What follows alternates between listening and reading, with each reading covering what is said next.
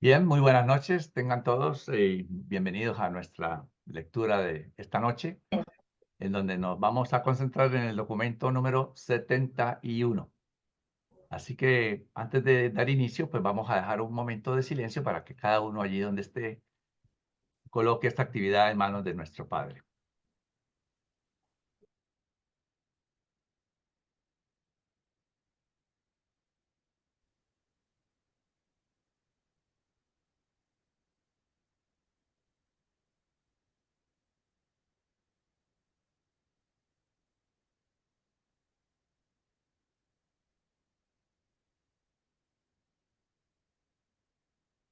Muy bien, entonces, sin, sin demora, vamos a pasar entonces el micrófono a Javier Martínez para que nos comparta e inicie en la noche de hoy. Adelante, Javier.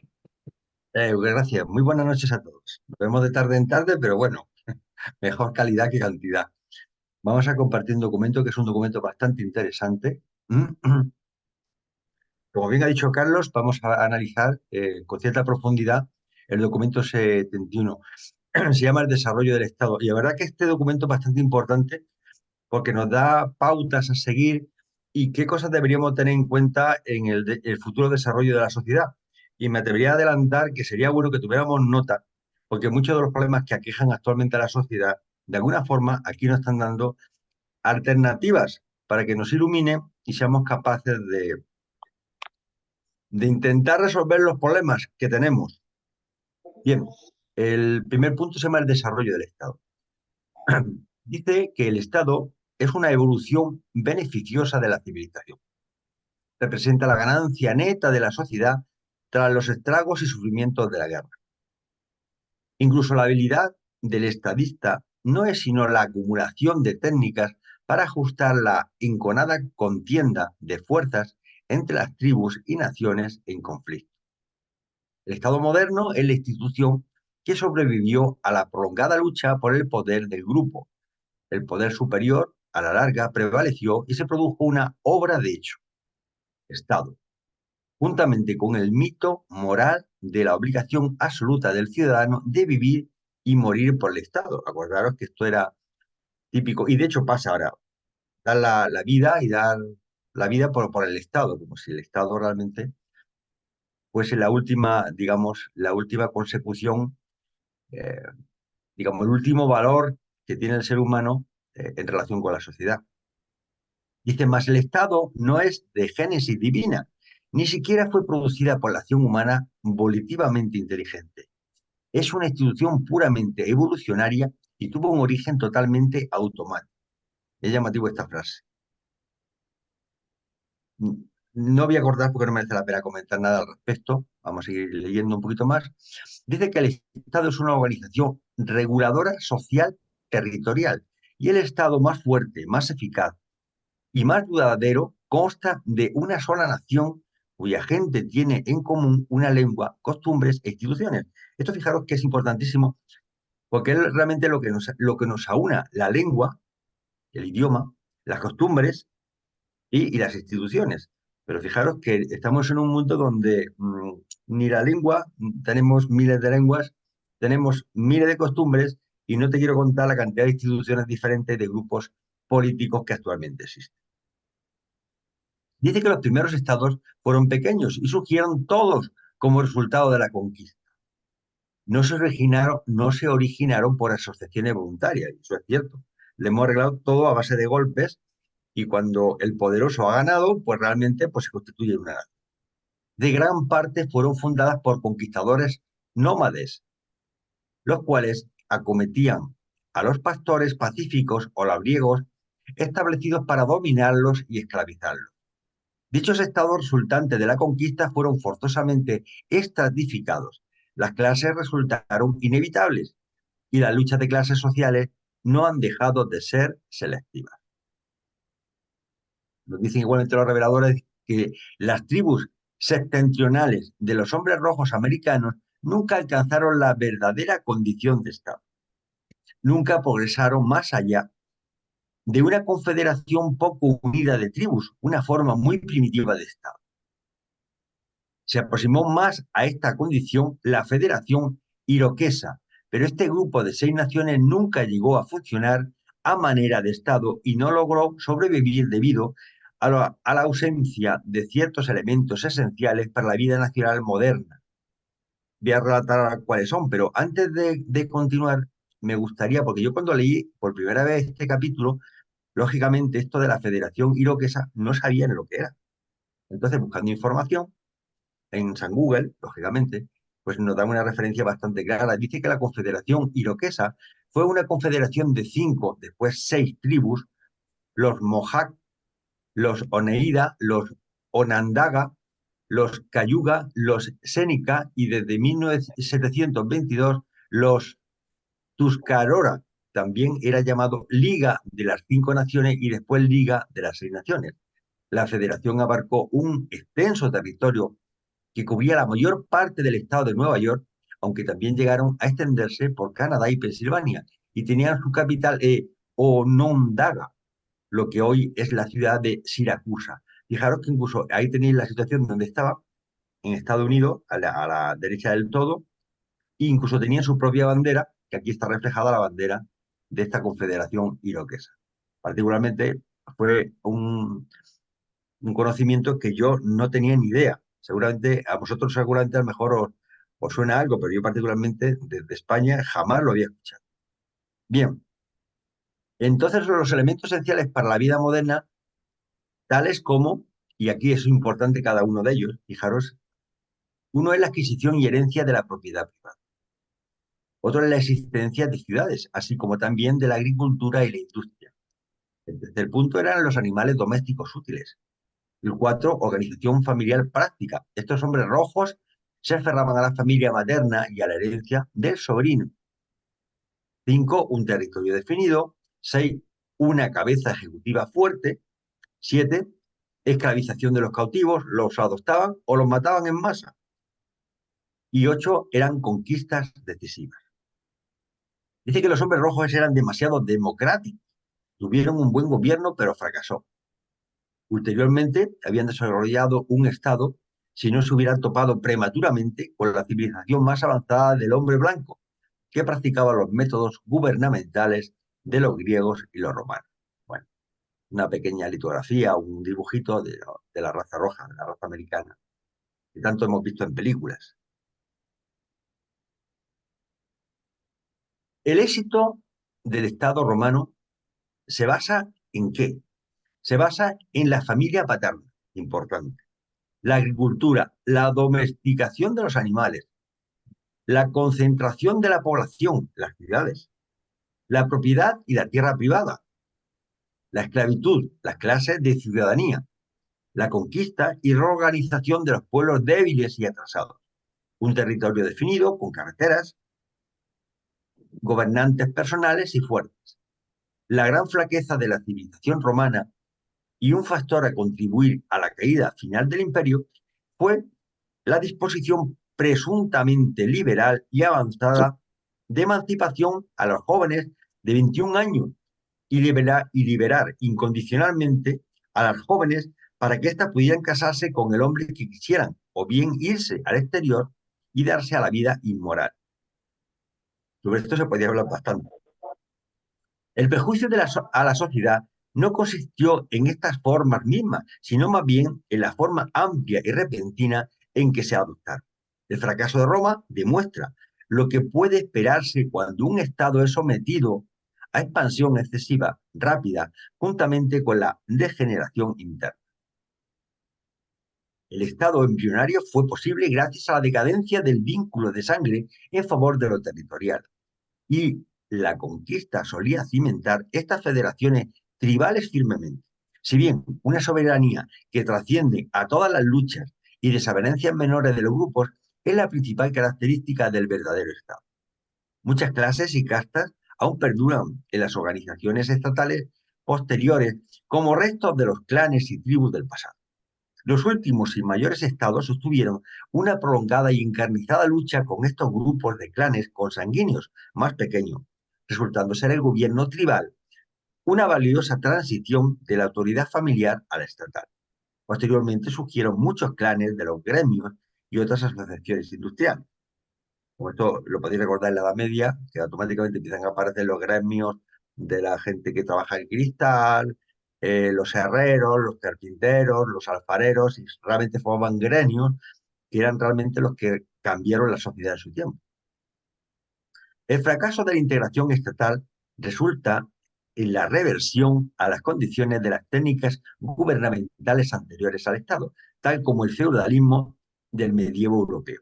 Durante estas edades de oscurantismo, se vino abajo el Estado territorial y hubo una reversión a los grupos pequeños de los castillos, la reaparición de las etapas evolutivas del clan y la tribu. Aún ahora existen en Asia y África semiestados de esta índole, mas no todos constituyen reversiones evolucionarias.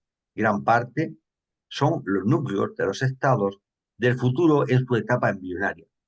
Acordaros que en la Edad Media realmente, con los castillos, eran señores feudales y realmente funcionaban como microestados. Ellos aplicaban sus leyes, sus derechos, y existía, acordaros, y el derecho, incluso el derecho de pernada en aquellos tiempos, con lo cual eran realmente pequeños feudos. Bueno, aquí tenéis una representación un poco de los castillos de medieval. Bueno, es un poco históricos, aunque había castillos que eran realmente inmensos. Y aquí tenéis un poco la estructura desde la gente más humilde que se trabajaba en el campo, en la construcción, hasta el rey, que era el que controlaba.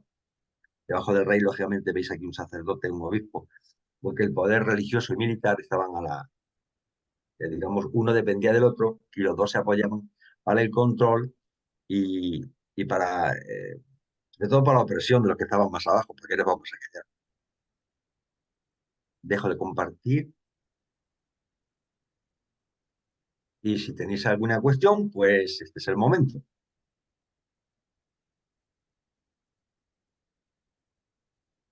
Parece ser que el tema está muy claro, con lo cual, pues yo doy el paso a Laura para que siga con los siguientes temas.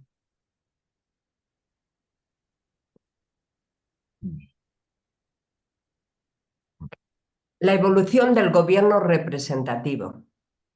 A pesar de ser la democracia un ideal, es fruto de la civilización, no de la evolución. Proceded despacio, elegid con esmero, pero los peligros de la democracia son: 1. La glorificación de la mediocridad. 2. La elección de gobernantes viles e ignorantes. 3. El desconocimiento de los hechos primordiales de la evolución social. 4. El peligro del sufragio universal en manos de mayorías incultas e indolentes. 5. La esclavitud a la opinión pública. No siempre tiene razón la mayoría.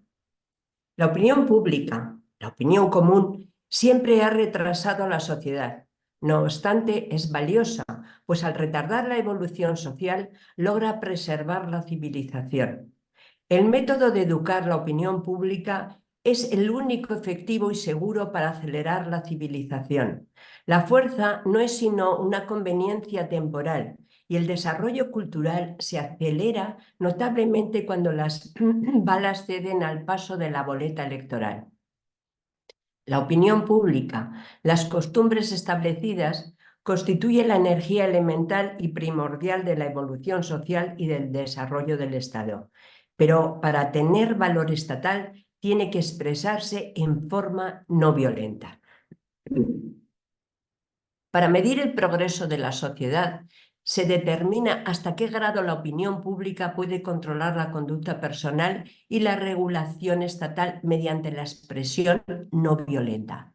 El gobierno verdaderamente civilizado llegó cuando se revistió la opinión pública de las facultades del sufragio universal. Las elecciones populares no siempre decidirán las cuestiones acertadamente, pero sí representan la forma acertada incluso de desacertar. La evolución no produce perfección superlativa al instante, sino más bien una adaptación práctica comparativa y progresiva. Existen 10 pasos o etapas para la evolución de una forma eficaz y práctica de gobierno representativo. A saber, 1. La libertad de la persona. Han de desaparecer la esclavitud, el avasallamiento y toda forma de cautiverio humano. 2. La libertad de la mente. La libertad suele hacer más daño que bien si no se educan los pueblos libres. Se enseña a pensar con inteligencia y a proyectar sabiamente. 3. El reinado de la ley. No se puede gozar de libertad sino cuando, de acuerdo con la ley fundamental reconocida, las promulgaciones legislativas reemplazan la voluntad y los caprichos de los gobernantes humanos. 4. La libertad de expresión. El gobierno representativo es inconcebible sin libertad de todas las formas de expresión para las aspiraciones y opiniones humanas. 5. La seguridad de la propiedad. Ningún gobierno perdura mucho tiempo si no logra conceder el derecho de disfrutar de la propiedad personal en alguna forma. El hombre anhela el derecho de usar, controlar, conferir, vender, arrendar y legar su propiedad personal. El derecho de la petición. 6. El derecho de la petición. El gobierno representativo supone que el ciudadano tiene derecho a ser escuchado. El privilegio de la petición es inherente a la ciudadanía libre. 7. El derecho de gobernar. No basta con ser escuchado. La facultad de petición ha de avanzar hasta la gestión misma del gobierno. 8. El sufragio universal. El gobierno representativo presupone un electorado universal, inteligente y eficiente. El carácter de este tipo de gobierno siempre será determinado por el carácter y la capacidad de los que lo componen. A medida que progrese la civilización, siempre que el sufragio sea universal para ambos sexos, será modificado, reagrupado y de otro modo diferenciado con efectividad. 9. El control de los funcionarios públicos. Ningún gobierno civil será duradero y efectivo sin que la ciudadanía disponga y se valga de técnicas prudentes para guiar y controlar a los titulados y a los funcionarios públicos. 10. La representación capaz e inteligente. La supervivencia de la democracia depende del éxito del gobierno representativo, lo cual está condicionado a la práctica de elegir para cargos públicos solamente aquellos individuos que sean técnicamente capacitados, intelectualmente competentes, socialmente leales y moralmente aptos. El gobierno del pueblo, por el pueblo y para el pueblo puede ser preservado únicamente mediante estas disposiciones. Y me parece que ha sido muy claro y, según mi opinión, tendríamos que hacernos ver todas estas cosas que acabamos de leer y podíamos anunciarlas en los periódicos locales para que aprendieran nuestros políticos. ¿Algún comentario? Creo que está Valdemar en primer lugar. Adelante. Dinos. ¿Tienes el micrófono cerrado? ¿Vale? Ahí se oye. Sí, ahora sí, ahora Sí, sí. sí, sí, de acuerdo con todos estos principios que manejan aquí, en muchos países se manejan, pero en el papel, o sea, como campañas y como cuando estas realidad, se hagan realidad, pues va a haber un avance bastante bueno, porque sí se maneja que sí se hace esto, pero sabemos perfectamente que en realidad muchas cosas no se cumplen como lo dicen, pues hay que llevar a la práctica, como dices tú, Laurita, que esto se haga real y ahí sí va a haber un avance de veras muy bueno. Gracias. Claudio, por favor. Sí, ¿qué tal? Muy buenas noches a todos. Sí, totalmente de acuerdo con Valdemar. Eh, Pensaba, ¿no? O sea, quizás la democracia tenga todavía muchos defectos, pero más allá es la mejor de todas las opciones. O sea, pensemos en los países que son regidos por tiranías o aquellos que no tienen modo de sacarlos del poder, usan la fuerza y generalmente suelen tener bastante retraso. Y por supuesto, para reflexionar y compartiendo totalmente contigo, Laura, y con lo que decía Valdemar, qué importante que es que aquellos que nos gobiernen, aquellos que hagan nuestras leyes, aquellos que nos juzguen, sean todos un ejemplo de vida, cosa que no sucede en la mayoría de los países. Muchas gracias. Gracias a ti, Javier. Bueno, en plan, sin aportar nada más, porque con leerlo se da uno cuenta, pero una pequeña reflexión y es, nos dicen en el libro de Durante, en un apartado posterior, que existe un gobierno mejor que el que tenemos. No nos dan pistas de cuál podría ser ese gobierno mejor. No sé incluso si se están refiriendo a la posibilidad de que los sistemas actuales, incluso como la democracia, no son los modelos más efectivos en el futuro. Seguramente habrá un modelo mejor que no sabemos cuál es. Ellos no los avanzan. En el capítulo siguiente que vamos a estudiar, en el documento 72, sí nos hablan de un mundo, de un planeta que está un poquito más avanzado y lo dan ciertas pautas. Pero sin entrar en más materia, lo importante es que ahí nos apuntan que los dirigentes debían ser personas intelectualmente preparadas, capacitadas y moral y éticamente con valores. Y eso no solo lo podemos dejar a ellos. Los egos y el poder va a luchar por conseguir el poder a costa de lo que sea. La responsabilidad en los sistemas democráticos está en nuestras manos y nosotros somos los que tenemos que evaluar que si se presentan políticos, da igual lo que nos digan o nos prometan, nosotros estamos cansados de escucharlo, pero si nosotros sabemos que éticamente y moralmente no son válidos y no tienen la formación adecuada, porque muchos ni siquiera tienen titulaciones ni están formados adecuadamente, la responsabilidad recae en nosotros, porque por ellos van a conseguir el poder a costa de lo que sea. Entonces, de alguna forma nos están trasladando un poco esa responsabilidad a nosotros.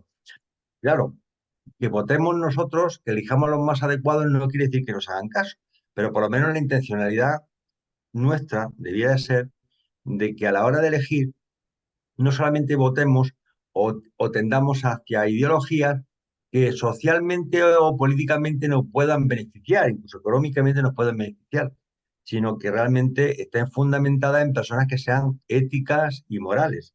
Porque si no, vamos a seguir padeciendo lo que actualmente seguimos padeciendo en cualquier país del mundo. Y no me quiero ampliar más porque tenemos muchos temas que profundizar. Gracias. Pues Javier, yo te diría que me conformo con que el que vota se informe, piense, interiorice y deje los egoísmos fuera y piense en el bien común. Pero creo que es mucho pedir. Oye, perdóname, tienes puesto la Tavid de Cancún y no sé tu nombre, por favor. Marcela, es que Marcela, Tavis, hay muchas Marcelas, pero Tavis solo hay una. Vale, Sí, Marcela, adelante. gracias. Bueno, pues quiero compartir mi opinión. Em, Me inspira mucho pensar que ya estamos más cerca de la parte 4 de la vida y las enseñanzas de Jesús, y una de las cosas que me inspira mucho es que pues el maestro nos invita a orar por las autoridades y por los que están actualmente a cargo de cualquier puesto político. Entonces, cuán importante es, y bueno, para mí que me da esta sonrisa de pensar cuánto valor puede tener una pequeña oración desde el corazón constante, porque el rumbo de cada uno de los países, y me inspira mucho saber que ahorita estoy hablando y me están escuchando seres humanos en distintas partes del mundo. Yo estoy en México, pero somos muchos los países que nos conformamos, porque de hecho hay personas que están como Florecita en Estados Unidos, pero es nacida en México, por dar un ejemplo. Pero a final de cuentas, todos los que estamos aquí somos urantianos. Y pues qué ánimo, los animo ese más sería mi punto, animarlos a nutrir esta esperanza y esta quinta revelación para continuar con el buen ánimo de que realmente podemos, a través de la oración, de estudiar, de prepararnos, nuestro intelecto, las cosas van de bien para mejor. Y con eso cierro. Gracias. Gracias, Marcela. Creo que no hay más manos levantadas. Entonces voy a pasar a Claudio. Los ideales del Estado. Tiene poca importancia la forma política o administrativa de un gobierno con tal que brinde los elementos esenciales del progreso civil: la libertad, la educación y la coordinación social. Ah, El curso de la evolución social está determinada por lo que hace un Estado, no por lo que es un Estado. A pesar de todo, ningún Estado puede trascender los valores morales de la ciudadanía según se ejemplifican en sus mandatarios elegidos. La ignorancia y el egoísmo garantizan la caída hasta del tipo de gobierno más sobresaliente. Pero mucho que se lamente el egotismo nacional, ha sido esencial la supervivencia social. La doctrina del pueblo elegido ha sido un factor primordial para unir las tribus y edificar las naciones hasta los tiempos modernos. Pero ningún Estado puede alcanzar niveles ideales de funcionamiento hasta tanto no domine todas las formas de intolerancia. Esta es la perennemente adversa al progreso humano. Esta es perennemente adversa al progreso humano. La mejor manera de combatir la intolerancia consiste en la coordinación de la ciencia, el comercio, la recreación y la religión. Acá, puse una definición de lo que significa egotismo, que es el sentimiento exagerado de la propia personalidad.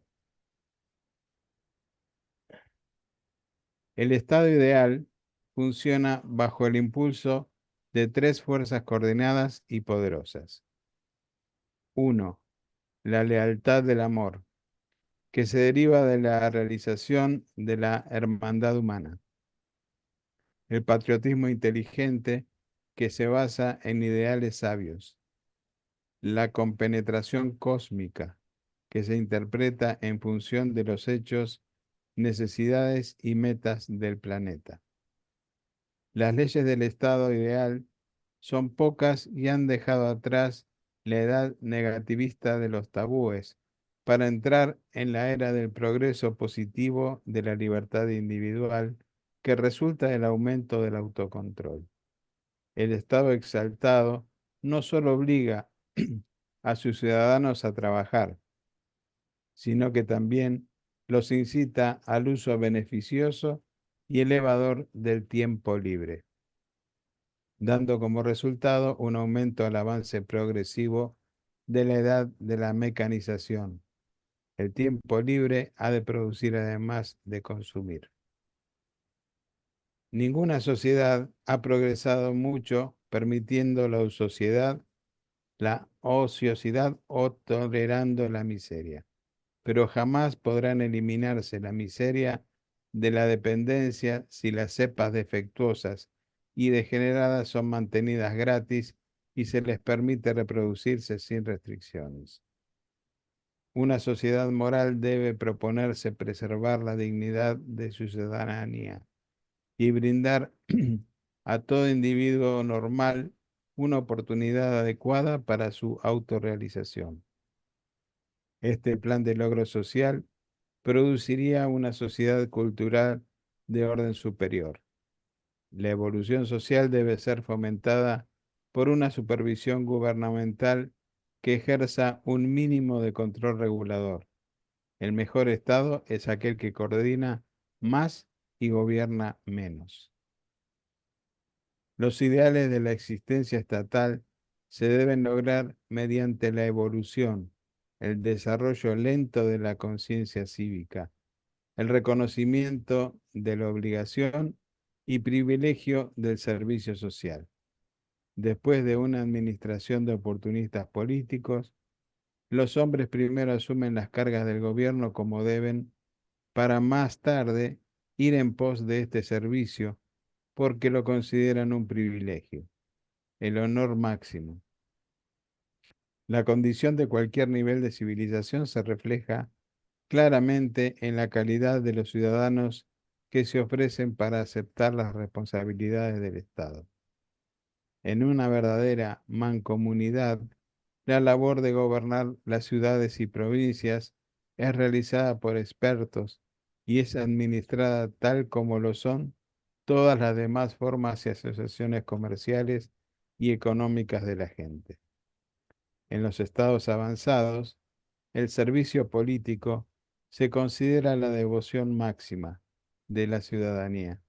La ambición suprema de los ciudadanos más sabios y nobles es ganar el reconocimiento civil, ser elegido o nombrado para alguna posición de confianza gubernamental y que estos gobiernos confieran a sus funcionarios civiles y sociales sus honores máximos de reconocimiento por el servicio prestado. Luego se dispensan honores en este orden a los filósofos, educadores, científicos, industrialistas y militares. A los padres se les recompensa debidamente por la excelencia de sus hijos. Los dirigentes puramente religiosos, siendo embajadores del reino espiritual, reciben sus verdaderas recompensas en el otro mundo. Bueno, dejo de compartir.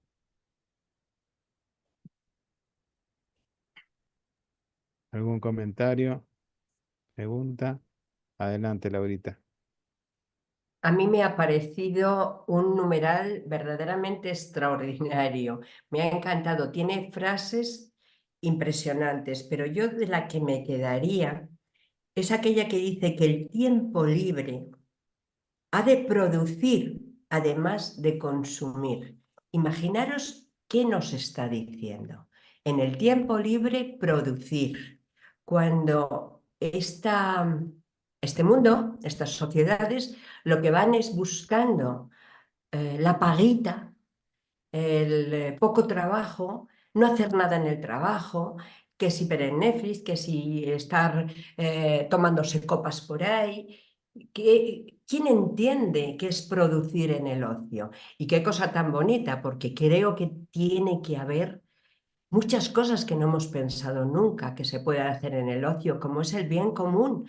¿Qué puedo hacer yo en mis ratos libres? ¿Beber, irme de juergas, ver la televisión tumbado? No, me puedo ir a ayudar a los enfermos a un hospital, puedo hacer cosas. Es mi ocio, pero estoy produciendo algo, estoy ayudando a la sociedad. Me ha encantado la frase, no sé a vosotros. Ya nada más. Gracias por escucharme.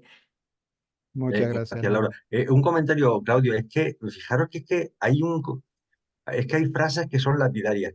Dice, fijaros en el orden que se valora dentro de una sociedad avanzada, digamos que disciplinas. La primera es la filosofía, los filósofos. Luego los educadores. Los filósofos, cuando precisamente, por lo menos en España, la filosofía es una asignatura que consideran una disciplina que no vale para nada, la están quitando hasta de la educación, como si no tuviera ningún valor, fijaros, y sin embargo es a lo que mayor peso se le da como valoración. Y luego a los educadores, y en último lugar están a los militares. Aquí pasa justo al contrario. Los primeros honores son para los militares, los políticos, los economistas, los industriales, y los otros ni aparecen.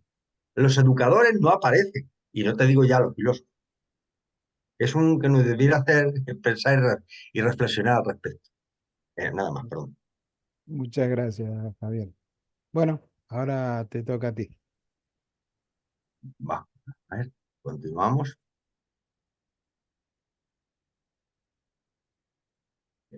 Conforme vamos avanzando en el documento, nos vamos encontrando cada vez con cosas más interesantes. Además, es casi un recetario de cosas que debiéramos de tener en cuenta, que muchas veces pasan desapercibidas. El punto 4 es la civilización progresiva. dice que la economía, la sociedad y el gobierno tienen que evolucionar si han de perdurar. Las condiciones estancadas de un mundo evolutivo son indicativas de decadencia. Solo perduran aquellas instituciones que avanzan con la corriente evolucionaria. El programa progresivo de una civilización en expansión abarca, y fijaros lo importantísimo que son cada uno de estos puntos, la preservación de las libertades individuales. La libertad individual está por delante de todo, no el libertinaje, cuidado, las libertades personales. Tu libertad acaba donde empieza la del otro. La protección del hogar, importante, la familia. La promoción de la seguridad económica, la prevención de las enfermedades, la educación obligatoria, que muchos países no la tienen. El empleo obligatorio. Aquí el empleo no es obligatorio. Si trabajas es porque tienes auténtica necesidad económica, pero el Estado no te obliga a trabajar. El aprovechamiento del tiempo libre. La atención a los infortunados. El mejoramiento de la raza. La promoción de las ciencias y las artes. La promoción de la filosofía, la sabiduría. Y lo mete la promoción de la filosofía como un punto importante a destacar. Y finalmente, el aumento de la compenetración cósmica, la espiritualidad. Y en este progreso de las artes de la civilización va encaminado directamente a la realización de las máximas metas humanas y divinas del esfuerzo mortal. El logro social de la hermandad del hombre y la condición personal del ser consciente de Dios, lo cual se manifiesta en el supremo deseo de todo individuo de hacer la voluntad del Padre Celestial. Ya ha entrado, digamos, en el auténtico concepto urantiano de cuál es la finalidad del ser humano. La aparición de la verdadera hermandad significa que ha llegado un orden social en el cual se deleitan todos los hombres sobrellevando los unos las cargas de los otros. De hecho, desean poner en práctica la regla de oro, que aparece la regla de oro también, importantísimo. Pero no se puede lograr una sociedad tan ideal cuando los débiles o malvados están a la expectativa para aprovecharse de modo injusto e impío de los que son motivados fundamentalmente por la devoción al servicio de la verdad, la belleza y la honra. En esta situación, un solo proceder resulta práctico. Los seguidores de la regla de oro pueden establecer una sociedad progresiva en la cual vivan de acuerdo con sus ideales, al mismo tiempo que mantengan una defensa adecuada contra sus semejantes sumidos en la ignorancia, quienes quizás pretendan explotar sus predilecciones pacíficas o bien destrozar su civilización en avance. Este tema nos debería hacer pensar que, desgraciadamente, en la sociedad hay un porcentaje muy alto de personas pedigüeñas, de personas que no piensan trabajar nunca, de personas que se aprovechan de los beneficios de una sociedad que está amparada en el buenismo, y que realmente eso lo único que hace es mantener a personas que lo único que hacen es alimentarse de la sociedad, pero sin aportar nada. Nunca puede sobrevivir el idealismo en un planeta evolutivo si los idealistas de cada generación se permiten ser exterminados a manos de las órdenes más viles de la humanidad. He aquí la gran prueba del idealismo. Y es una pregunta. ¿Puede una sociedad avanzada mantener un estado de preparación militar que la proteja de los ataques de sus vecinos amantes de la guerra sin sucumbir a la tentación de emplear este poderío militar en operaciones ofensivas contra otros pueblos a fin de la ventaja egoísta o el engrandecimiento nacional? Importante pregunta. La supervivencia nacional exige el estado de preparación militar. Claro, es que yo particularmente siempre he estado en contra del tema de la preparación militar del individuo, pero esto nos hace pensar. La supervivencia nacional exige el estado de preparación militar y solo el idealismo religioso puede impedir que se prostituya la preparación convirtiéndose en agresión. Y siempre que sea en defensa, digamos, el objetivo es positivo. Siempre que no agredas al otro. Solo el amor, la hermandad pueden impedir que los fuertes opriman a los débiles. Bueno, mis imágenes típicas de los servicios militares en algunos países. Los que hemos pasado por esto ya sabemos de lo que estamos hablando. Y dejo de compartir, por si tenéis alguna cuestión.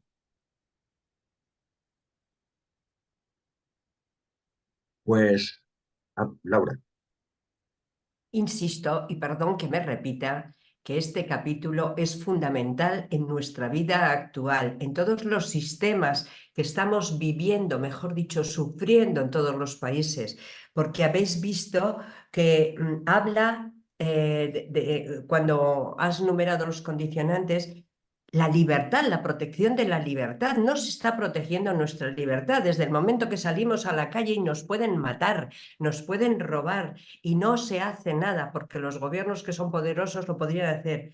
Habla de la protección del hogar, cuando no sé de vosotros en vuestros países, pero en España se están protegiendo a los que entran en nuestras casas y las ocupan. O sea, es fantástico todo este documento y este numeral que has leído, pero a mí me produce una tristeza horrible ver que está todo lo contrario a lo que está ocurriendo, que no tenemos los dirigentes adecuados y que quizás nosotros tengamos que formar espiritualmente el potencial que deberíamos de hacer con nuestras creencias, porque pedid y se os dará. Pidamos gobiernos justos y que se acomoden por lo menos a este documento, que me está pareciendo, bueno, me encanta este documento.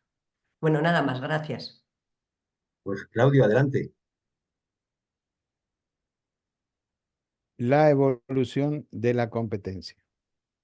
La competencia es esencial para el progreso social, pero la competencia sin tasa ni medida engendra la violencia.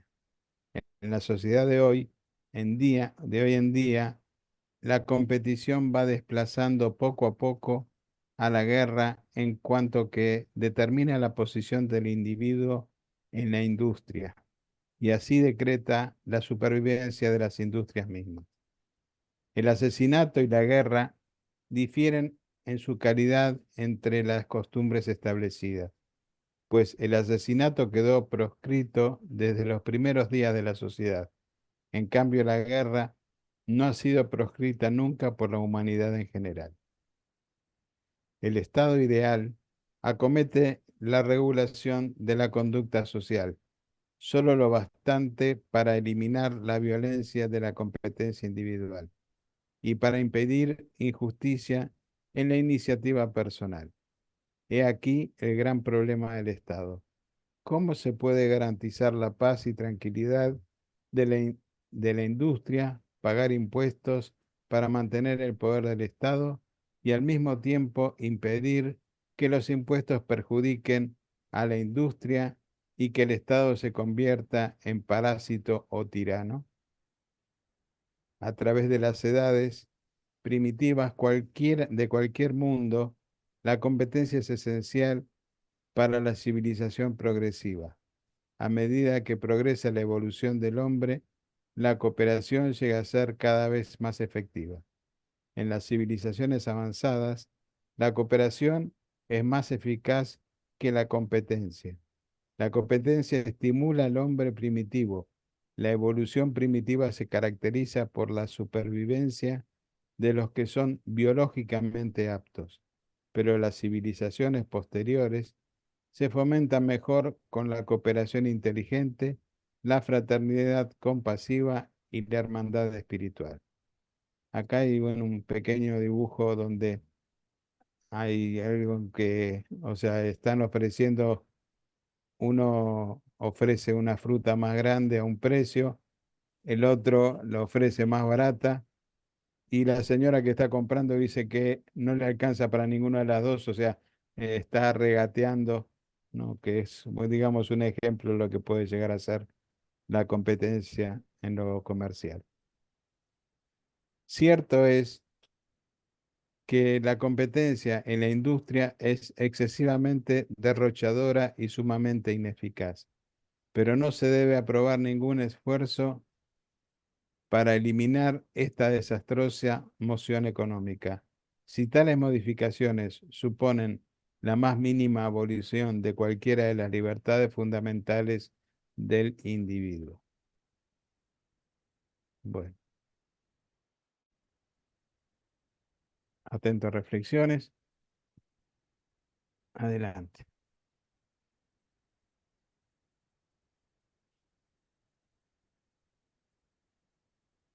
Bueno, si no hay nada, entonces paso la palabra a Laura. Gracias.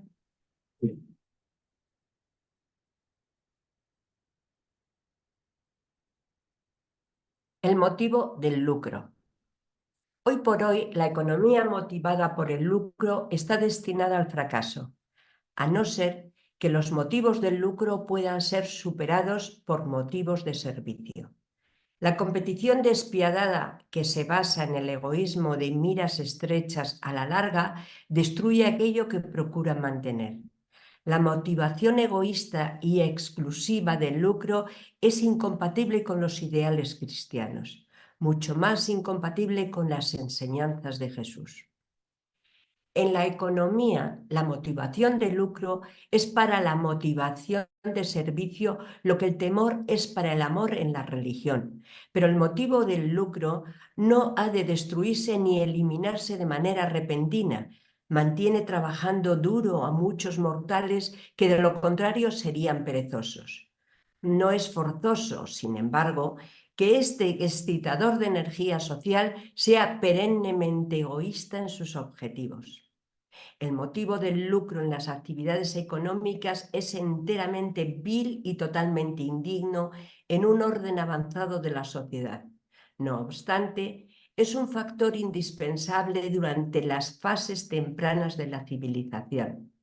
No se ha de quitar el motivo del lucro a los hombres hasta que cuenten con sólidos tipos superiores de motivos desprovistos de fines lucrativos para el empeño económico y el servicio social. El afán trascendente de la sabiduría superlativa, la hermandad fascinante y la excelencia del logro espiritual. Dejo de compartir. Este numeral ha sido muy cortito y muy interesante, como todo el documento. ¿Alguien tiene algo que compartir?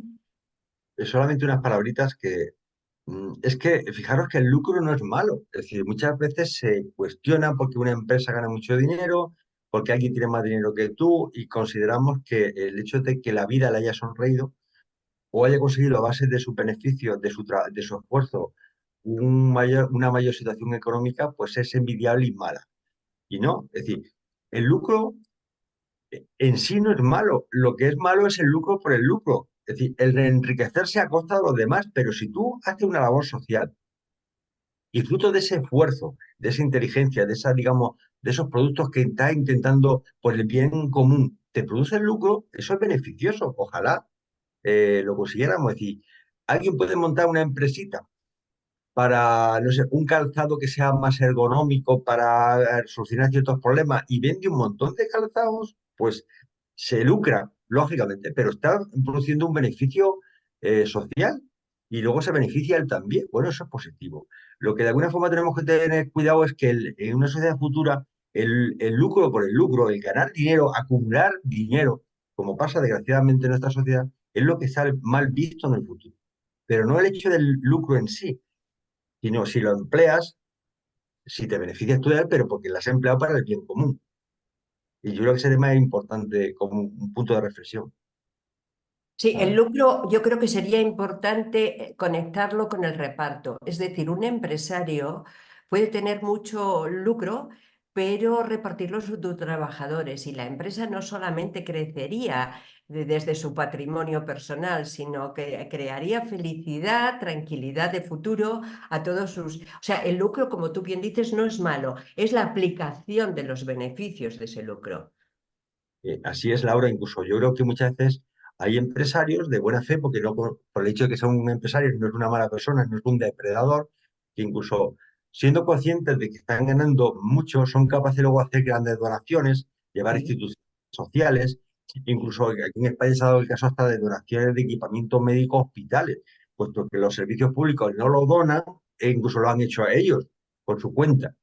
Sí, Lo sí, sí. ideal sería que esas personas pagaran sus impuestos como todo lo que le correspondan y de alguna forma, bueno, pues se beneficien de ese lucro que están consiguiendo, no solamente él, sino a lo mejor una familia, incluso una empresa, que también se lucra la empresa. Pero que yo creo que tenemos que distinguir un poco entre lo que es Sí. el lucro por el lucro y el lucro por la sociedad. Unas empresas mucha parte de los beneficios lo emplean en mejora de los trabajadores, en la renovación del equipamiento, de la maquinaria, buscando beneficios sociales, cooperativas. Es decir, de alguna forma siempre tenemos que analizar eso desde una óptica de evolución y de Sí. permanente mejora para las personas y para la sociedad. ¿Mm? Más que eso. Gracias, Javier. Claudio, que tienes la manita levantada. Sí. Bueno, a lo que quería ir, ¿no? O sea, es que a veces, bueno, hablaban de el lucro por el lucro. Hay gente que es demasiado egoísta y quiere cada vez más y quiere dominar a los demás. Y suele suceder muchas veces que cuando alguien viene a competir en lo que está trabajando, ¿sí? Tratan prácticamente de pisarle la cabeza, ¿no? O sea, doy un ejemplo, eh, que hoy en día se puede notar. Aquellas empresas petroleras que, por supuesto, facturan millones y millones de dólares, ¿sí? O sea, están siendo de alguna manera invadidas por lo que tiene que ver con, en lugar de motores a explosión, a combustible, motores eléctricos. Y, o sea, muchas veces, o sea, ellos, o sea, se encargan de tratar de detener ese tipo de evolución, ¿sí? Como para poder mantener, digamos, de alguna manera, ese liderazgo, ¿no? Mismo también muchas veces sucede que hay hombres que prácticamente cambian el modo de manejarse en el mundo.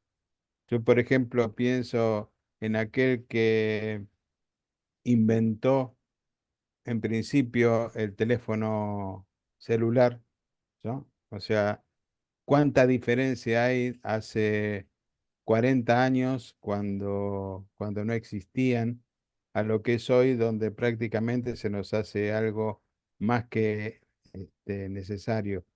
Y cuántos hombres hubo también que hicieron cambios fundamentales en lo que es, o sea, toda este, el crecimiento del mundo, ¿no? Un Steve Jobs o otros personajes que también han cambiado la historia, ¿no? O sea, en el avance.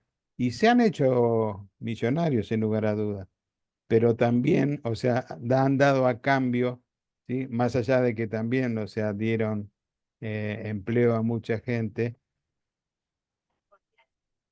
Lo que podemos llegar a ver nosotros es que el mundo cambia, avanza gracias a muchos que piensan, o sea, tienen brillantes ideas y son determinados también en poder llevarlas a cumplimiento, ¿no? O sea, es también bueno para reflexionar.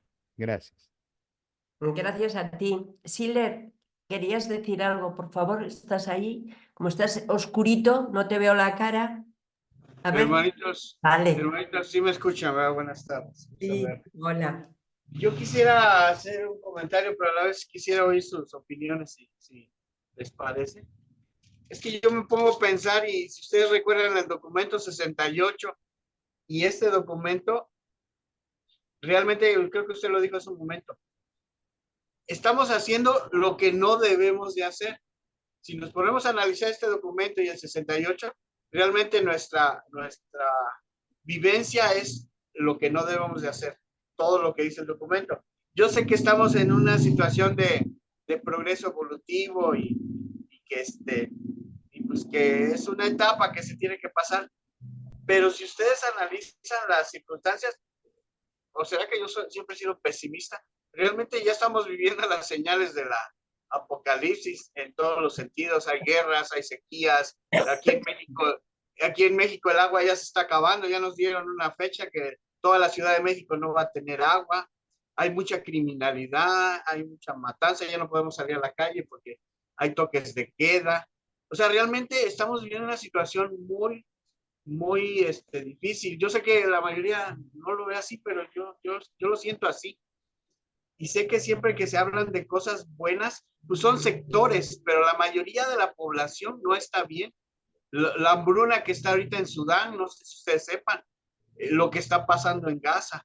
Entonces yo me pregunto, ¿no será que en este planeta pues tenemos esa línea que tiene que pasar todo porque somos un planeta experimental? Porque para mí pareciera que los serafines decanos de la supervisión planetaria, ¿sí? Que están a cargo del cuerpo de reservistas del destino, ya ven que hay 12 comisiones y que pues supuestamente tienen que hacer algo, pues yo no siento que estén haciendo nada. ¿O será que tiene que haber un reseteo de la humanidad, entendiendo por reseteo que unos nos vamos a morir y que los pocos que queden van a iniciar? Porque como yo veo las cosas, la humanidad en lugar de avanzar, estamos retrocediendo. Hay un documento que no encontré, pero en el libro delante dice que cuando la mayoría de los jóvenes están más enfocados a lo material, en lugar de avanzar, creo que se regresan 1 o 2 generaciones del progreso. Entonces, yo siento que eso es lo que está pasando. Yo siento que ya el planeta, esto que nos enseñas es para planetas promedio, pero en el caso de Urantia, yo siento que ya se rebasó la línea de lo que se puede corregir, porque los océanos están invadidos de plástico y por ahí les puedo dar una lista enorme de todo lo que está mal. Entonces, perdón si me vine a quejar, ¿no? Pero yo así veo las cosas. Gracias y me da gusto saludarlos. Gracias a ti. Y yo te voy a decir que no comparto tu opinión pesimista, no de tus conocimientos, que sé que son buenos y válidos, pero sí de tu opinión pesimista. Yo, por el contrario, soy muy optimista. Creo que todo lo que nos está pasando es un regalo porque se nos está permitiendo experienciar en presente nosotros mismos algo que de otra manera no hubiéramos podido tener. Y eso es una oportunidad de crecer y una oportunidad de hacerlo bien. Ojalá tenga yo razón y no tú. Vamos a ver, José Luis, que querías comentar algo. Sí, gracias. Buenas noches a todos. Para hacer una aclaración, yo también soy de México. Yo viví en la Ciudad de México, ahora vivo en Mérida, Yucatán. Y la aclaración va dirigida a Octavio y no estoy de acuerdo con él, como lo expresa Laurita. Yo no estoy de acuerdo con él. En México no hay toque de queda y no nos vamos a quedar sin agua. Entonces, el hecho de que no tengamos fe en nosotros mismos con respecto a la quinta revelación, pues cada quien puede hablar en donde, como le está yendo en la feria. Si Octavio dice que allá en Guerrero hay toque de queda, bueno, pues las noticias también lo hemos visto en documentos anteriores, son alarmistas y solo dicen parte de la verdad. Gracias a ti, Arturo, que eres tú el siguiente que ha levantado la mano. Bueno, aquí lo que quiero yo comentar a nuestro hermano Octavio, y va a ser lo que hemos aprendido a lo largo de este gran estudio profundo del libro Durantia, es que, pues sí, todo suma, tanto lo negativo como lo positivo suma. Viendo el caso de nuestro hermano Octavio, pues él está presentando desde su perspectiva, pero también le quiero mencionar que pues precisamente para eso estamos nosotros aquí, para aportar nuestro granito de servicio, nuestro granito de apoyo a la humanidad, de ese granito que granito en granito va sumando y se va llenando un frasco. Ahorita puede ser que sean granitos pequeños y en cantidades muy pocas porque realmente esta revelación apenas está creciendo y nos apenas vamos a 68 años de su publicación y los reveladores nos han dicho que si bien nos va, la era de luz y vida que entrará próximamente, que esperemos que sea pronto, igual que Laura, ella es muy optimista, pues sea por lo menos dentro de los 1000 años que dice el libro de Urantia. Puede ser antes, puede ser unos años después, pero a final de cuentas es un progreso gradual. Y algo que también nos dicen los reveladores, hermano, es que el plan divino, independientemente de las decisiones de cada uno de nosotros, va a continuar y se va a lograr. O sea, ese era de luz y vida. Ya sé que el mundo esté de cabeza ahorita, en el futuro va a volver a girarse y va a estar de pie y caminando como debe de ser. Muchas gracias, Arturo. Tu optimismo me anima muchísimo. Gracias. Javier, ¿estabas tú ahora para...? Sí. Gracias. Rápido porque tampoco. Vamos a ver, yo a Siles lo entiendo perfectamente. Siles, perdona, pero te entiendo perfectamente porque viendo uno cómo está el mundo, enfrentamiento entre Europa y Rusia, entre los palestinos y los israelíes, en África con problemas gravísimos, dictaduras por muchísimos países, una diferencia económica y social enorme, China contra Taiwán. Es comprensible lo que pasa por tu mente. Y de hecho yo lo he pensado muchas veces igual que tú. En eso coincidimos. Lo que pasa es que no se nos puede olvidar una cosa. Y además yo creo que Laura lo ha apuntado. Mira, nosotros estamos en un mundo que esto es una escuela. Estamos aprendiendo no por teoría, sino por práctica. Digamos, hemos recibido, digamos, una especie digamos, de curso o de seminario forzado existencialista que nos está permitiendo adquirir de forma experiencial un conocimiento que difícilmente adquieren los seres espirituales, incluso los ángeles, los serafines. Ellos realmente, yo pienso que engañar a un ángel es bastante fácil, porque es que no piensa mal, siempre te va a creer y siempre va a actuar de buena fe. Pero fijaros que nosotros somos como, tenemos los dientes retorcidos, ¿no? Y entonces cuando pasemos al otro lado, si nos viene alguien vendiéndonos el libertinaje, la rebelión, y nos viene vendiendo la libertad en los términos esos, con los dictadores y tal, ¿de qué me cuentas? ¿Qué me vas a contar? Hombre, que ya sabemos muy bien de qué pasa cuando se ponen en funcionamiento ciertas políticas y estamos aprendiendo un montón. Y nosotros cuando vamos al otro lado, y por eso los serafines están tan interesados en adquirir experiencia a través de nuestras vivencias, porque ellos ven por el catalejo, ellos nos ven desde fuera, pero es que nosotros estamos sintiendo en nuestras propias carnes la maldad y el pecado de una forma visceral. Muchas gracias, Javier. Marcela, es tu turno. Gracias, pues yo quiero animar directamente a Octavio. Octavio, te entiendo perfectamente. Yo soy originaria de Monterrey y hace 30 años me mudé acá a Quintana Roo porque estaban los toques de queda allá por las balaceras y las disputas entre el crimen organizado. Te comprendo perfecto, Octavio. O sea, dices tú, ¿hacia dónde vamos? ¿Qué se espera de esto? Y es lo que alimenta esta quinta revelación, el saber que todo tiene un sentido y todo va para bien. Y de algo que me he dado cuenta desde que estoy estudiando a conciencia el libro de Durante, tengo 15 años de conocer el libro gracias a mi esposo, pero tiene lo que tiene este curso de que realmente estoy empezando desde el principio. Por años solamente leí la parte 4 de Jesús porque se me hacía muy complicado esto.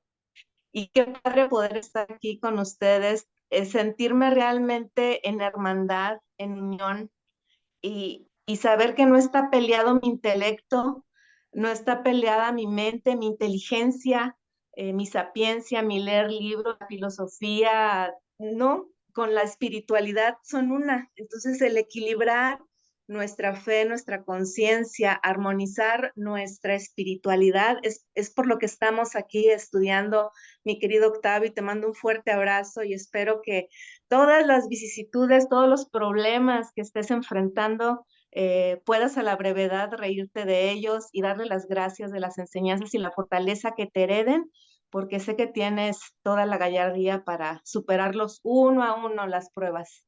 Por eso estamos aquí. Un fuerte abrazo a todos. Buenas noches.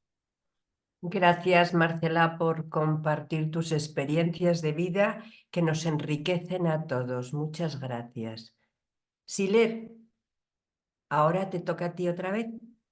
Bueno, pues muchas gracias por sus palabras y me da gusto saber que la mayoría de ustedes estén bien, pero yo sigo insistiendo, no creo que sea la mayoría de las personas. Pregúntense a los... Yo no tengo problemas, créanme, no tengo problemas y no hablo por mí, hablo por el promedio de la población. Por eso es mi comentario, porque yo estoy bien y gracias a la revelación, aunque fueran las circunstancias que fueran, yo no tendría problemas, porque bien dijo Jesús, ¿qué importa si los reinos creo que se pelean y si las naciones se acaban? Y si, no importa, porque nosotros ya tenemos ese conocimiento. Yo lo que me desespera es que no creo que se esté haciendo nada. Y qué bueno que todos ustedes vivan en un lugar adecuado y que no tengan ningún conflicto. Me da gusto, pero les aseguro que son los menos. Son los menos. La mayoría de las personas en este mundo están mal y lamentablemente no tienen el mismo consuelo ni conocimiento que nosotros. Y gracias por sus palabras y qué bueno que sigan así. Y gracias por atenderme y habernos escuchado. Cada quien tiene su punto de vista. Gracias a ti. Ya no hay más intervenciones. Luego, Claudio, te paso a ti la palabra. Gracias a todos. Comparta pantalla.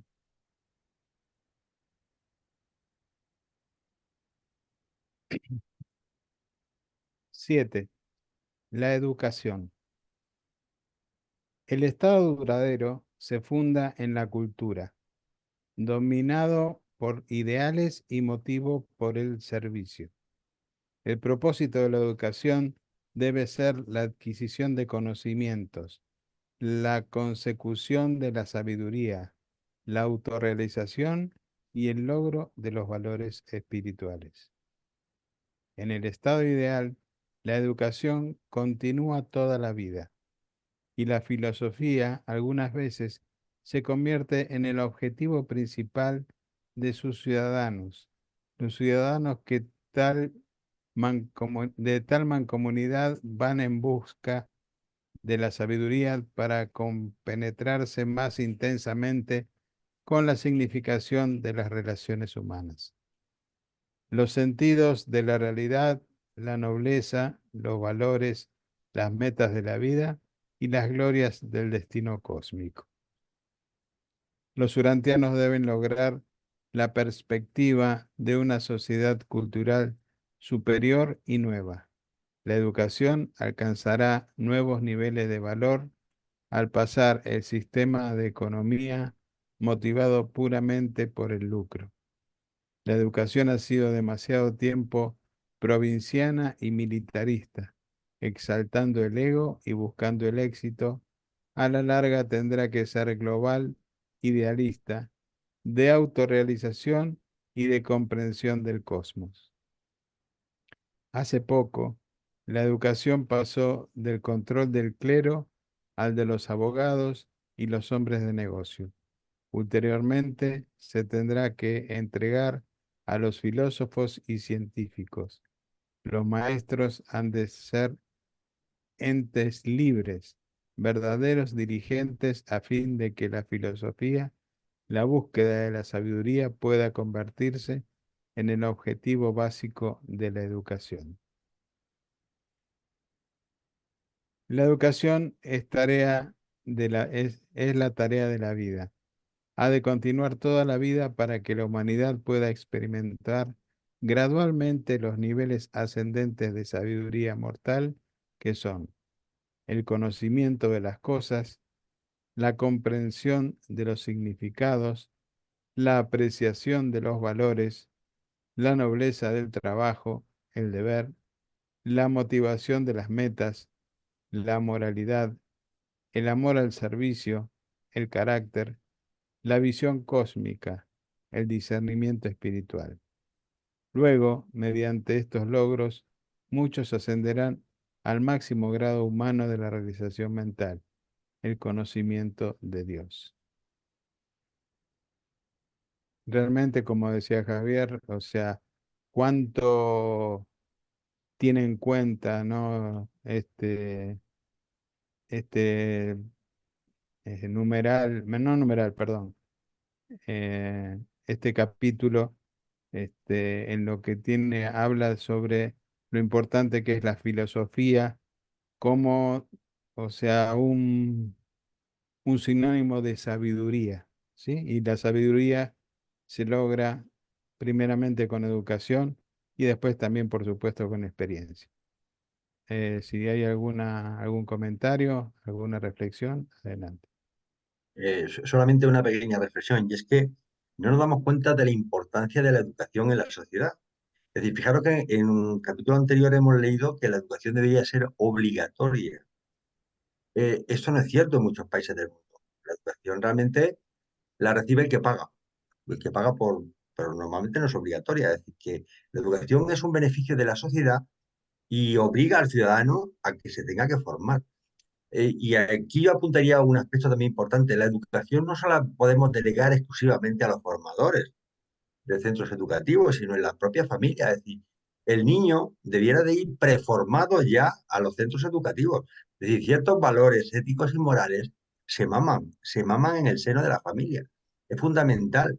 Es decir, uno de los problemas gravísimos que están teniendo ahora mismo los educadores, los profesores, es que los niños llegan, mm, digamos, son irreverentes, son contestatarios,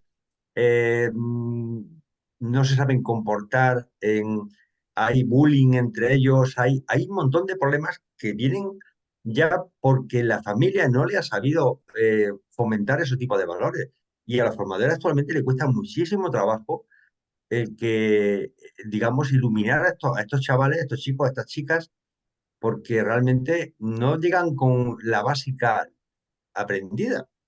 Entonces, partiendo de ese tema, siempre tenemos que reflexionar que la educación, que realmente se está convirtiendo en una impartición de disciplinas solamente para el conocimiento técnico, debería de incluir muchísimas humanidades, humanidades sociales, de comportamiento, que realmente lo único que se valora es que sea un buen ingeniero, un buen arquitecto, un buen médico, con disciplina y conocimientos puramente técnicos. Pero es que hay muchos conocimientos, sobre todo anclados en la filosofía, y ha vuelto a repetir otra vez los conocimientos filosóficos, que son los únicos que lo llevan un poco a la sabiduría, y que realmente ese tipo de conocimientos, digamos, el establishment de la educación no lo valora, no quiere personas libres, quiere tecnócratas. Y los seres humanos, los niños solamente serán libres, auténticamente libres, si realmente se le hace capaces de pensar por sí mismos, de tener su criterio, aunque se equivoque, pero de pensar, de evaluar, incluso de criticar. Y actualmente los chavales, pues realmente comen como en un engrudo, es decir, entra los conocimientos de matemática, física, literatura, lengua, biología y tal, pero realmente se les enseña muy poco a pensar, a analizar la sociedad, y esas cosas son fundamentales. Y realmente si no tenemos a hijos, a niños preparados, y niños y niñas preparados para afrontar los problemas que les lleguen, pues serán esclavos del político del turno y de una sociedad tecnificada que solamente valora al que tiene. Y entonces, según vales, según tienes, según te valora. Y no valoramos a las personas que tienen capacidades humanitarias, que son gente entregada, y eso solamente se adquiere de dos formas, en el colegio, en la educación y en la familia. Y la familia es fundamental en el inicio de la educación del individuo. Nada más. Muchas gracias, Javier. Octavio. A veces yo me he imaginado, no sé si se han preguntado ustedes, qué, no sé, qué importante sería que, por ejemplo, el libro de Urantia fuera un libro de texto en todas las escuelas del mundo. Claro, adaptado para cada nivel, de acuerdo a la edad de los niños. Pero ¿cómo ayudaría eso a que las cosas cambiaran? No sé si hay un planeta, creo que nos ponen de ejemplo, pero no sé si ahí lo mencionan. Pero yo me he imaginado muchas veces el libro de Dante adaptado a la edad de los niños, de los jóvenes, de los de la universidad, y que fuera como una materia, ahora sí que de esas materias que son obligatorias, Yo creo que eso ayudaría mucho. Ojalá algún día pase. Gracias. Sí, muy interesante lo que puedes decir. Lo que pasa es que tenemos que reconocer que es un libro complejo y uno tiene que tener el deseo también de sumergirse en él. Si no, no se hace fácil el poder así también tomar la enseñanza del libro. Porque más allá del conocimiento que podamos llegar a tener del libro, lo podemos haber leído 10, 15 veces, si no hace un cambio en nosotros, en nuestra forma de vida, de muy poco sirve ese conocimiento. Laurita. Yo estoy de acuerdo contigo, Claudio, porque es una utopía pensar que el libro puede llegar a todo el mundo y además creo que ni siquiera está planteado de esa manera. Además, imaginar cómo la religión está siendo prohibida en los colegios, si ahora le metemos un libro considerado religioso, espiritual, como queráis decirle, pues se rechazaría y en vez de ensalzar el libro al nivel que le corresponde, lo que estaríamos era hundiéndolo. Es mi opinión. Prefiero que esté en manos selectas y que todo el que llegue al libro se vaya haciendo, como dices tú, Claudio, se vaya elevando individualmente. Y yo creo que voy a decir una frase muy conocida que dijo Jesús: no le echéis perlas a los cerdos porque las pisotearán y se volverán contra vosotros. Creo que haríamos eso si lo pusiéramos en manos de todos. Es mi opinión. Gracias. Muchas gracias, Laura. Sí, yo pienso que cada uno de nosotros tenemos nuestro tiempo, ¿sí? O sea, Dios se manifiesta a nosotros, algunos a temprana edad, algunos a mediana edad, otros a una edad avanzada, pero cada uno de nosotros tenemos nuestro tiempo en el cual tenemos el corazón sensible a lo que Dios quiere regalarnos. Cuando abrimos el corazón es cuando recién ahí podemos tomar la enseñanza que puede venir, ya sea del libro de Urantia o de cualquier camino religioso sincero en el cual, o sea, nos puede acercar a Dios. Javier. Gracias. Bueno, hay tantas opiniones como personas.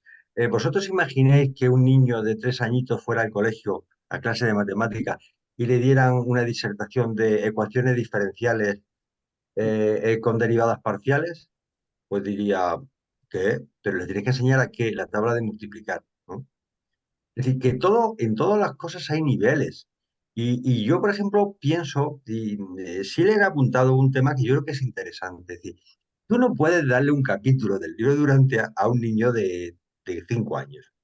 Es absurdo. Es como ponerles eso, unas integrales circulares, no, tienes que enseñarle a sumar. 1 más 1, 2.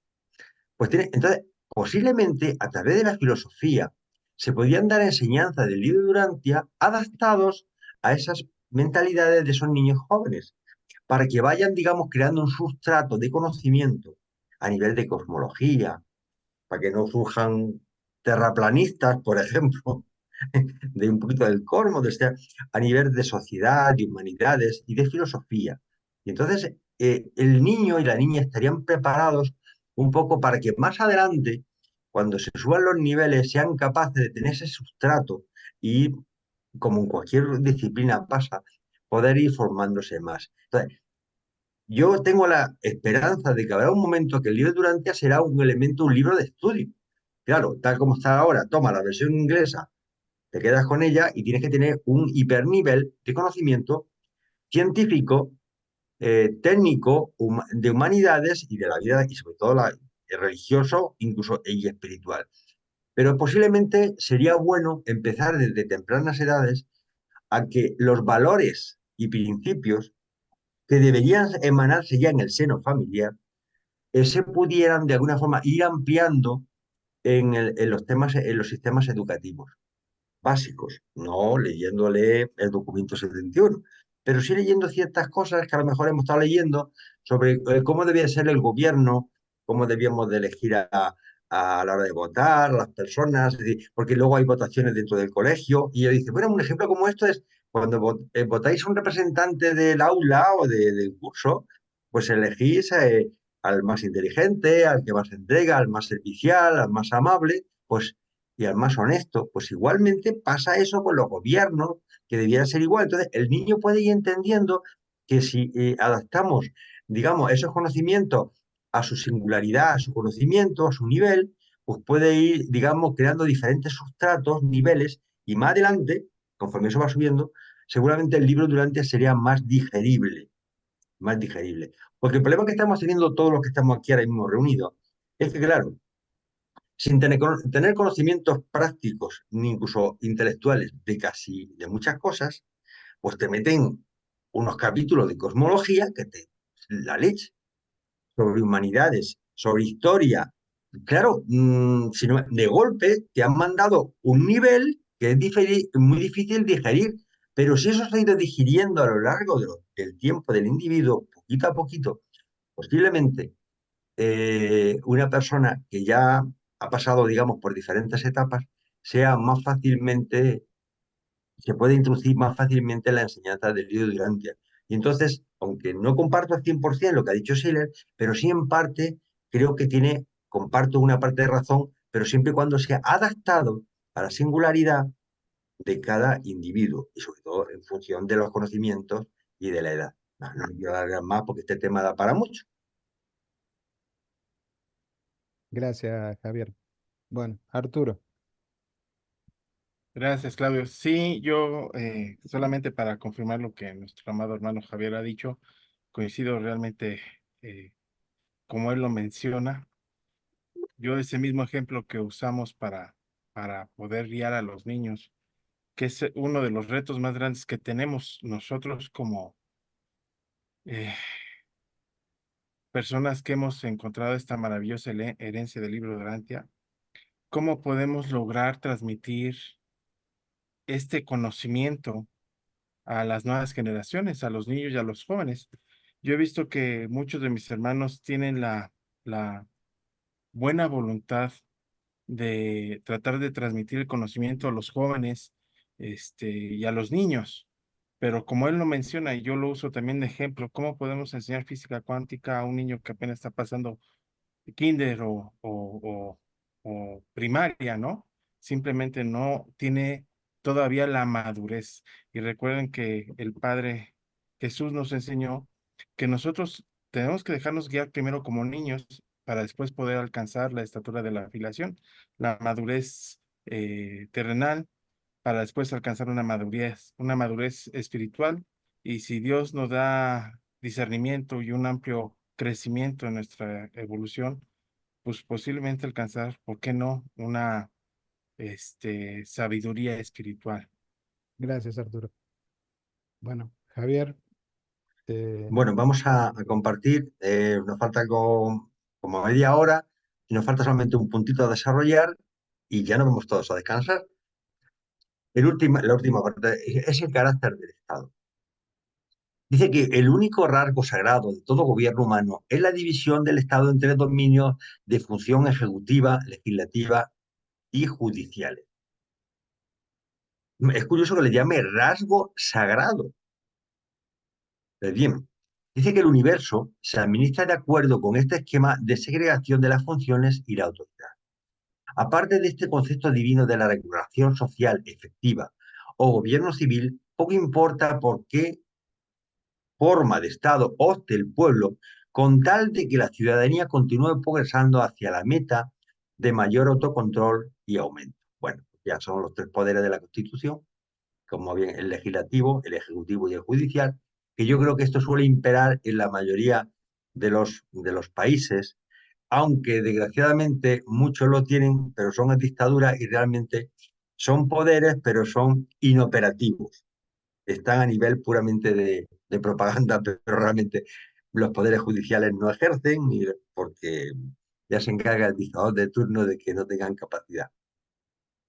Dice que la agudeza intelectual, la sagacidad económica, la astucia social, la resistencia moral de un pueblo se refleja todas fielmente en la calidad del Estado. La evolución del Estado supone el progreso de un nivel a otro como sí. Y estos puntos son interesantes. Fijaros que cada uno, yo he ido subrayando cada uno de los aspectos importantes. La creación. Dice, la creación de un gobierno de 3 componentes, la rama ejecutiva, legislativa y judicial. La libertad de las actividades sociales, políticas y religiosas. La libertad tiene de la abolición de toda forma de esclavitud y cautiverio humano. Ahí yo incluiría en esa forma de esclavitud a los sueldos muy bajos que no te permiten casi ni vivir y tener que estar trabajando todo el día para poder llegar a final de mes. La capacidad de la ciudadanía de controlar la recaudación de impuestos. Es decir, a favor de los impuestos, lo que pasa, impuestos justos y adecuados un poco a cada uno. El establecimiento de la educación universal, extensión del aprendizaje desde la cuna hasta la tumba. Tenemos que estar formándonos permanentemente, desde que nacemos hasta que nos morimos. Hice 10 años de estudio, de formación, y ya no necesito estudiar más. Os recuerdo que un buen médico y un buen, no sé, pues, neurólogo, un buen, está estudiando permanentemente. Es decir, porque la tecnología va evolucionando y tiene que estar permanentemente. Entonces, deberíamos estar formándonos permanentemente. El equilibrio debido entre los gobiernos local y nacional. El fomento de las ciencias y la conquista de las enfermedades, luchar contra tanta miseria biológica que nos oprime. El reconocimiento debido de la igualdad de los sexos y el funcionamiento coordinado de hombres y mujeres en el hogar. La escuela y la iglesia, con servicios especializados de las mujeres en la industria y el gobierno. Fijaros que todo esto que está hablando aquí se ha conseguido prácticamente en los últimos años. Prácticamente antes no existía. La mujer era su labor en casa y el único que era el proveedor era el hombre. Hoy día la sociedad se ha dado y la mujer ya interactúa, digamos, en la sociedad industrial como muchos hombres. Aunque se quejan de que tienen sueldos menores y tal, pero la verdad es que dentro de la administración pública los hombres y mujeres pueden cobrar lo mismo y dependiendo de la especialización hay digamos, empresas, digamos, industrias donde hay muchas más mujeres y en otros sitios donde hay muchos más hombres. Un ejemplo, por ejemplo, dentro de la sociedad médica existen muchísimas más enfermeras que enfermeros. Sin embargo, hay muchos más mineros que mineras. Pero bueno, eso depende de cada grupo social. Otro es la eliminación de la esclavitud en el trabajo por la invención de las máquinas y el dominio ulterior de la edad mecanizada. La conquista de los dialectos, el triunfo de una lengua universal. Y esto es importante que lo haga aquí porque de alguna forma el libro de antes nos dice que realmente no habrá paz en el mundo hasta que no consigamos una única lengua para todos. A ver, que haya una lengua única para todo el planeta Urantia no significa que todos hablemos el inglés, por ejemplo, o el español o el chino. Habrá una lengua única, pero luego habrá un montón de dialectos y podemos hablar muchas lenguas, pero siempre habrá una con la cual seamos capaces de comunicarnos entre todos, independientemente del país donde vivimos. El fin de las guerras, la sentencia internacional de las desavenencias nacionales y raciales en cortes continentales de las naciones presididas por un tribunal supremo planetario. Segundo aspecto, lo primero ha sido la lengua y lo segundo que es un gobierno global, mundial y justo. Porque cuando hablamos de un gobierno mundial, la gente ya se echa la mano a la cabeza y dice, uy, no, estamos hablando de un gobierno representado por todas las nacionalidades, que sea justo y global, y por supuesto se puede ir cambiando y actualizando, y eso es lo único que conseguirá que se acabe la guerra y las desavenencias económicas y políticas en el mundo. Bueno, un gobierno planetario compuesto de jueces reclutados automáticamente de los antiguos jueces periódicamente jubilados de las cortes continentales. Es decir, que la experiencia se siga manteniendo. Las cortes continentales son de carácter autoritario, la corte mundial es de asesoría de carácter moral, es decir, ese gobierno mundial es a nivel de asesor, aunque luego ya cada continente o cada país tenga su carácter autoritario. Luego está la tendencia mundial de ir en pos de la sabiduría, la exaltación de la filosofía. Otra vez nombre la filosofía. Es la 4ª vez que ya lo he leído aquí en este documento. La evolución de una religión mundial que presagie la entrada del planeta a las fases anteriores del establecimiento en la luz y la vida. Tercer aspecto importante. Primero, una lengua única. Segundo, un gobierno mundial. Y tercero, una religión mundial. Esos son los tres aspectos, los tres pies de la banqueta que van a permitir que haya un mundo que pueda avanzar hacia luz y vida. Y desde luego hoy por hoy, como estamos viendo todo y lo sabemos, no se parece en nada a lo que ellos están diciendo. Estos son los requisitos previos, los previos de un gobierno progresivo y las características del Estado ideal. Urantia, además lo dicen ellos. Uy, Siles, toma nota. Urantia dista mucho de ser la realización de estos ideales exaltados, ya te lo están diciendo. Pero las razas civilizadas han comenzado la marcha. La humanidad va encaminada hacia destinos evolutivos superiores.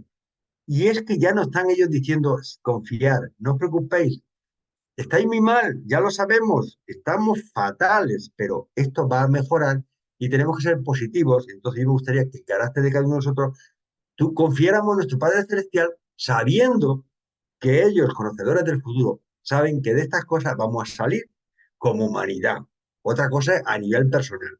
Mejor mañana nos dan un disparo justo cuando salgamos a la calle y nos morimos. No os preocupéis, ya no veremos al otro sitio.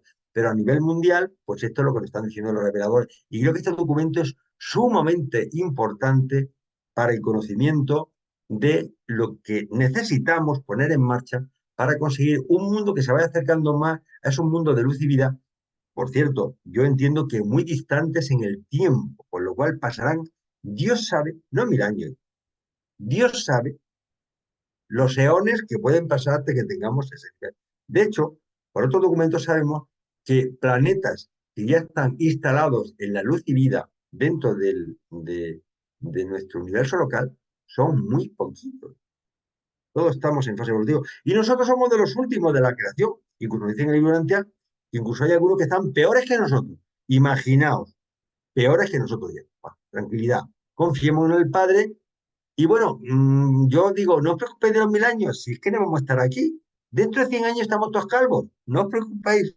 Haced vuestra labor y vuestra parte y no os preocupéis que ya estaremos al otro lado. Bueno, esto está firmado por un patrocinador, está patrocinado por un Melquisedec de Nevadón.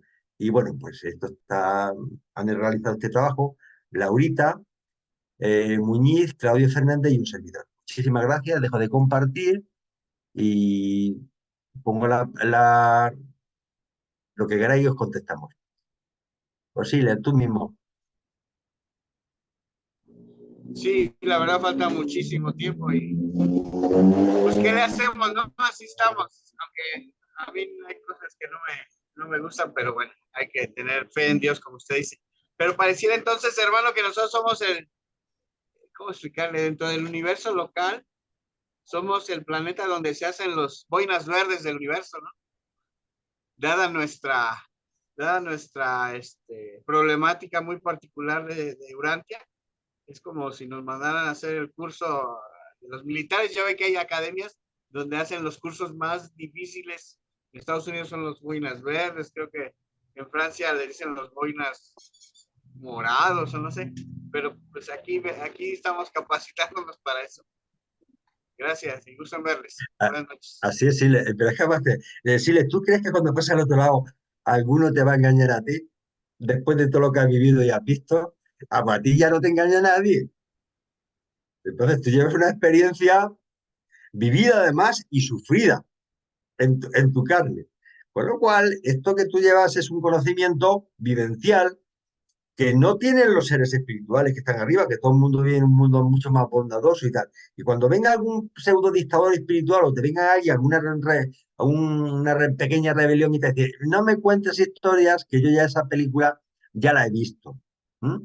Y entonces por eso nos llaman agogonteros. Son además personas que tenemos una capacidad con fe y con experiencia, y por eso dice que el destino del ser humano es glorioso. Es glorioso porque funcionamos con la fe y encima tenemos una experiencia que no lo tiene ningún ser espiritual, porque nadie, yo siempre he pensado que engañar a alguien del universo central debe ser facilísimo, sobre todo con la maldad y las picardías que tenemos nosotros, porque son gente buena, te cree, confía en ti, y es facilísimo engañarlos. Y a un ángel, pues igual, porque ¿cómo va a desconfiar de ti? Sin embargo, nosotros cuando alguien nos ve que dice, ¿qué me cuentas? ¿Qué me estás contando? Nada más, si alguna pregunta tenéis.